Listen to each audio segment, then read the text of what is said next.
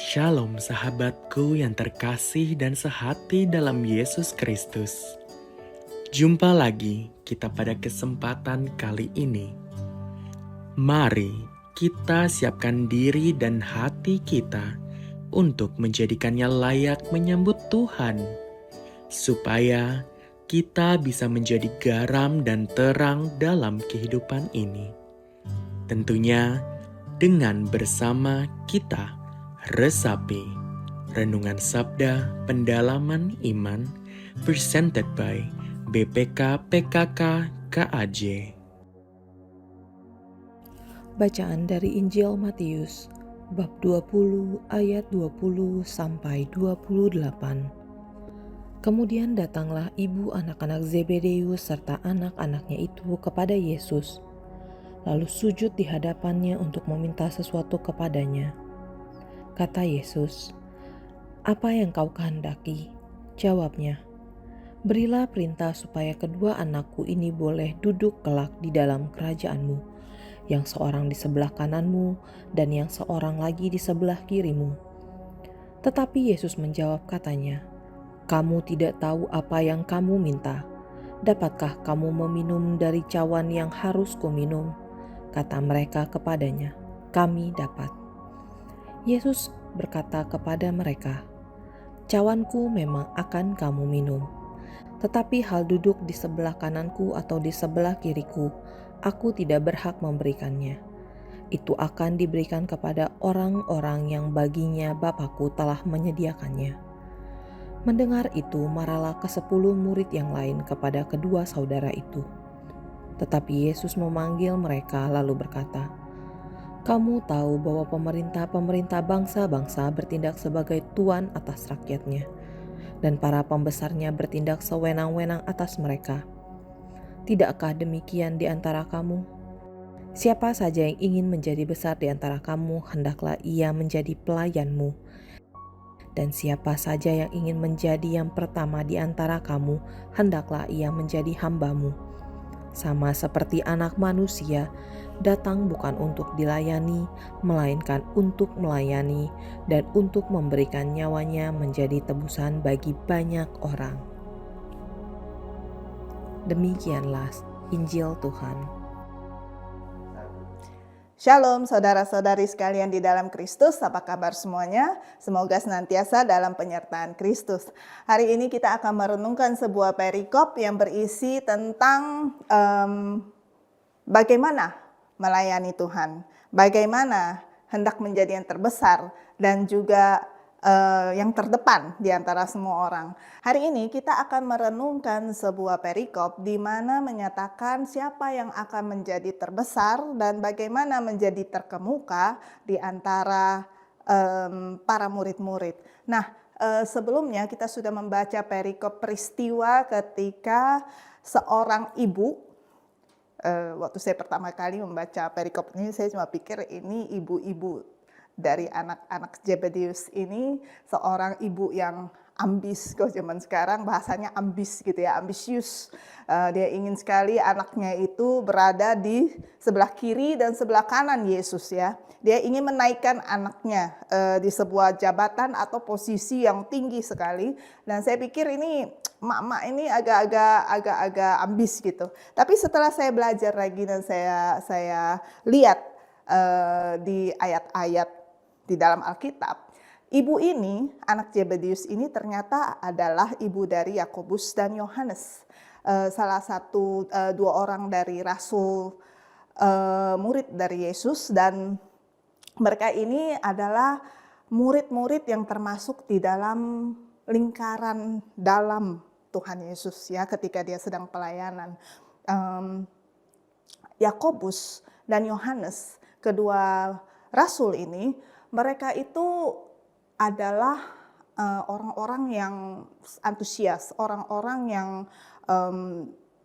sangat keras gitu ya tadinya. Dan bahkan ada satu peristiwa ketika Yesus hendak melewati sebuah desa Samaria, dan ketika desa Samaria ini tidak mau menerima Yesus, mereka berdua tuh saking tersinggungnya, mereka sampai bilang, "Apa perlu kita menurunkan api untuk membakar desa ini?" dan sebagainya ya. Jadi seperti itulah sifat Yakobus dan Yohanes. Dan ibunya juga itu adalah orang yang sangat melayani dalam pelayanan perjalanan Yesus, dan mereka bertiga ini adalah orang-orang yang sangat setia kepada Yesus ya. Terbukti ketika Yesus disalib, nanti kita akan baca selanjutnya, Yesus disalib itu ibunya Yakobus dan Yohanes ini, dan termasuk juga Yohanes itu mendampingi Tuhan Yesus selama masa penyaliban itu, sementara banyak murid-murid lainnya tuh sudah lari entah kemana gitu karena ketakutan ya. Jadi 3 orang ini sebenarnya adalah orang-orang yang memang sungguh-sungguh mengasihi Tuhan dan sungguh-sungguh mengasihi setia kepada perjalanan penginjilan Yesus. Nah, jadi pemikiran mereka mungkin kalau saya ambil sedikit gambaran dari mamanya si Yakobus dan Yohanes ini, mereka sudah mengikuti pelayanan Yesus selama beberapa tahun, dan kemudian mereka melihat bagaimana Yesus membuat mukjizat dan sebagainya. Seperti kita ketahui, pada masa Yesus itu orang Yahudi sedang menunggu-nunggu seorang Mesias penyelamat yang bisa menyelamatkan mereka daripada jajahan Romawi. Jadi mereka berpikir ini pasti raja yang dipilih oleh Tuhan, yang sudah seperti dinubuatkan ya oleh nubuat para nabi-nabi. Jadi mereka yakin bahwa ini nanti Yesus pasti akan membangun sebuah kerajaan yang baru. Tapi Yesus berkata nanti sebelumnya, kalau kita baca di perikop sebelumnya, Yesus berkata bahwa dia sudah akan mengalami sebuah penderitaan, bagaimana dia akan disiksa dan dia akan disalibkan, ya, dihukum mati dan sebagainya. Tapi Yakobus dan Yohanes itu tidak mundur, ibunya ini tidak mundur gitu. Bahkan ketika Yesus bertanya di ayat yang kita baca tadi bahwa sanggupkah engkau meminum cawanku? Mereka menjawab, mamanya menjawab sanggup. Karena mereka seperti sudah standby gitu ya. Oke, kita akan melewati penderitaan dan sebagainya, no problem. Kita akan terus maju mengikuti engkau. Dalam pemikiran mereka, itu ada di ayat 25 seperti yang Yesus katakan. Ya, kamu tahu bahwa pemerintah-pemerintah bangsa-bangsa bertindak sebagai tuan atas rakyatnya, dan para pembesarnya bertindak sewenang-wenang atas mereka. Jadi datang seorang penguasa, seorang yang akan menjadi raja, seorang yang hebat, itu datang itu dengan tangan besi, dengan kekuasaan yang bahkan dikatakan Yesus dengan sewenang-wenang gitu ya. Jadi inti kata itu seorang yang harus dengan level yang begitu tinggi datang untuk berperang, datang untuk berkuasa. Tapi di perikop ini Yesus memberi pengertian kepada kedua muridnya ini. Kita lihat di ayat 26. Dikatakan demikian, ada 2 hal. Dia katakan demikian di ayat 26 dan ayat 27. Ayat 26 dikatakan, tidaklah demikian di antara kamu. Enggak kayak gitu caranya. Bukan dengan kekuasaan yang sewenang-wenang, bukan dengan power dan yang abusement dan sebagainya. Tapi siapa saja yang ingin menjadi besar di antara kamu, hendaklah ia menjadi pelayanmu. Ini adalah sebuah teori yang sangat terbalik. Kutub utara dan kutub selatan. Pada zaman sekarang apalagi ya. Ini sangat menurut orang-orang ini sangat tidak applicable. Ya, ini nggak make sense, tidak masuk akal. Kalau kamu mau jadi besar, maka kamu harus menjadi pelayan. Kamu mau besar, tuh ibarat kata kamu tuh paling hebat, kamu paling luar biasa. Itu bagaimana caranya? Jadi pelayan. Pelayan bahasa Yunani-nya di sini adalah diakonos. Jadi seorang yang melakukan perintah seseorang. Ya. Dan kita lihat lagi di ayat 27, satu lagi. Dia bilang dari siapa saja yang ingin menjadi yang pertama di antara kamu, hendaklah ia menjadi hambamu. Kata pertama saja sudah pelayan. Ya. Seorang yang melakukan tugas sesuatu ya. Waiter kah apakah gitu ya. Tapi di ayat 27 ditambahkan lagi. Kalau ingin menjadi yang pertama tuh seperti yang paling nomor satu, ditanyain pendapat, mungkin seorang penasehat kan dibilang di kanan dan di kiri Tuhan Yesus. Jadi anggapannya kalau ada apa-apa Tuhan Yesus konsultasi dulu sama dia. Kalau kita di sebuah kerajaan kan itu seperti penasehat utama dan sebagainya. Tapi yang pertama di antara kamu ternyata harus menjadi apa? Hamba. Hamba itu doulos itu bahasa Yunaninya artinya adalah slave, budak. Zaman dulu itu seorang budak itu yang punya, dia tidak punya kehendak bebas, jadi dia itu benar-benar milik tuannya.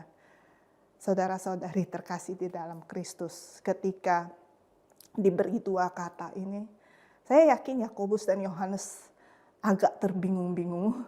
Mamanya juga mungkin agak oke, ini sedikit berbeda dari pemikiran saya, ini jauh berbeda dari pemikiran saya bahkan ya, bahwa kita datang intinya bukan dengan kehebatan saya. Saya paling pintar, saya paling hebat karena itu saya bisa dominasi kamu. Saya bisa berkuasa atas kamu, bukan itu.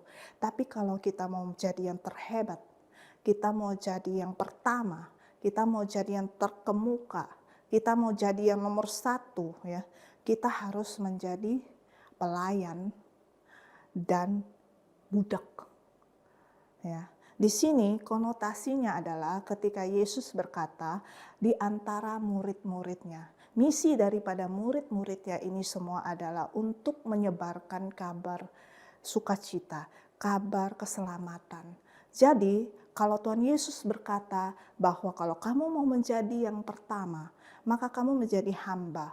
Kalau kamu mau menjadi yang terbesar, maka kamu menjadi pelayan. Maka saudara-saudari terkasih di dalam Kristus, kesimpulannya adalah kita harus melakukan firman Tuhan. Apa yang Tuhan suruh, maka kita lakukan. Apa yang Tuhan mau, kita lakukan. Dan kita ini bukan milik siapa-siapa. Kita ini hanya milik Tuhan. Menjadi seorang hamba. Tuhan suruh apa, kita ikut. Tuhan suruh A, kita ikut. Seperti itulah. Nah, saudara-saudari terkasih di dalam Kristus, sebenarnya perikop ini saya pikir cocok untuk kita-kita yang sudah mulai terjun pelayanan di dalam Tuhan seperti murid-murid Kristus ya. Ketika kita mulai terjun, saya dulu pertama kali terjun di pelayanan, saya pikir oke, saya udah mau pelayanan loh. Saya udah keluar waktu, udah keluarga tenaga, saya udah keluar uang, bahkan kadang-kadang kan seharusnya kan saya dimengerti dong, diprioritaskan dong seperti itu. Tapi justru tidak. Hari ini Tuhan Yesus memberi contoh bahwa dia di ayat 28 berkata, dia memberi contoh kalau dia sampai mati di kayu salib untuk menebus setiap daripada kita. Karena itu hari ini saudara-saudari sekalian, mari kita renungkan apakah pelayanan kita, apakah motivasi kita mengikuti Tuhan, apakah sungguh-sungguh sudah datang untuk melayani sesama kita, melayani saudara-saudari kita yang sama-sama melayani Tuhan di komunitas kita, di gereja kita, paroki kita, dan sebagainya. Saya percaya apabila kita melakukan seperti yang Tuhan mau, maka sudah pasti pelayanan kita akan maju seperti yang Tuhan mau. Terima kasih, mari kita sama-sama berdoa. Demi nama Bapa, Putra, dan Roh Kudus. Amin. Bapa di dalam surga, terima kasih Tuhan untuk renungan-Mu pada hari ini. Tuhan, kami mungkin sudah terjun dalam pelayanan, kami mungkin sudah cukup lama mengikuti Engkau dan mulai menjabat di posisi A, B, C, D, E. Hamba berdoa demikian juga untuk aku sendiri Tuhan. Kadang-kadang kami lupa bahwa kami ini dipanggil menjadi seorang hamba dan juga seorang pelayan Tuhan yang melayani Engkau Bapa. Yang melayani firman-Mu, melayani pelayanan-Mu Tuhan. Tolong setiap daripada kami, supaya kami mampu untuk merendahkan diri dan taat kepada Engkau, sama seperti Engkau yang sudah memberikan teladan yang luar biasa ya Bapa. Tolong setiap daripada kami Tuhan, kalau masih ada rasa tidak puas, rasa merasa mau menang sendiri, rasa kalau saya paling benar Tuhan ketika saya melayani Tuhan, tolong supaya setiap daripada kita sungguh-sungguh menempatkan Kristus sebagai kepala dan kita sebagai anggota badannya. Dan sungguh-sungguh kami mengikuti semua apa yang Tuhan mau. Bapa di dalam surga, terima kasih ya Tuhan, hamba sudah selesai, tapi biar firman-Mu boleh terus berakar, bertumbuh, dan berbuah dalam setiap hari kami. Hanya demi Yesus Tuhan dan pengantara kami berdoa. Amin. Demi nama Bapa, Putra, dan Roh Kudus. Amin.